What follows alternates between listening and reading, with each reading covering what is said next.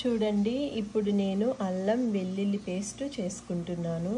ఎప్పుడు కూడా నేను యూఎస్ వచ్చినప్పటి నుండి ఈ రోజు వరకు నేను బయట అల్లం వెల్లుల్లి పేస్టే కొనుక్కునేదాన్ని. ఇప్పుడు నా ఫ్రెండ్ చెప్పింది మాట, వద్దే బయట అల్లం వెల్లుల్లి పేస్టు అస్సలు మంచిది కాదు, అందులో పొటాటో అది పేస్ట్ చేసి వేస్తారు, అందుకనేసి ఇంట్లోనే చేసుకో అని చెప్పింది.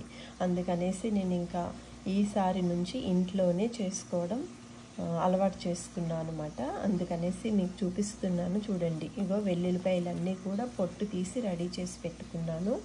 అల్లం ముక్కలన్నీ కూడా ఫుడ్ ప్రాసెసర్లో వేసి కట్ చేసి పెట్టుకున్నాను. ఇప్పుడు గ్రైండర్ తెచ్చుకున్నాను. శుభ్రంగా అల్లం వెల్లుల్లి పేస్ట్ నేను ఇప్పుడు మా ఇంట్లో చేసుకుంటాను. ఫ్రెష్గా ఉంటుంది.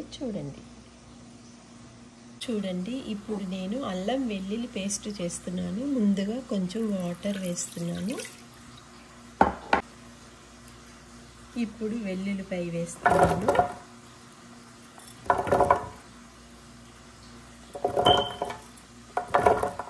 చూడండి, ఇంట్లో చేసుకుంటే చాలా బాగుంటుంది.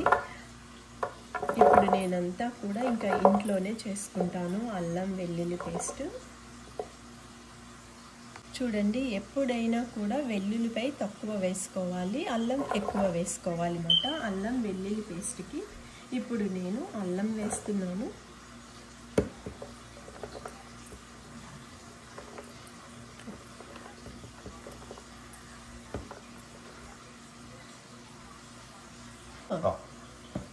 పెట్టేస్తే మూత, దాని టైం సెట్ చెయ్యి, అంతేనా?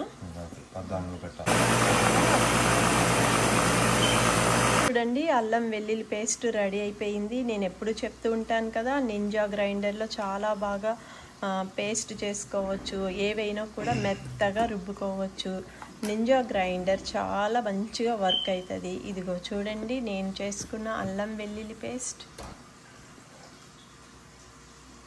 అల్లం వెల్లుల్లి పేస్ట్ ఇవాళ నేను మా ఇంట్లో చేసుకున్నాను.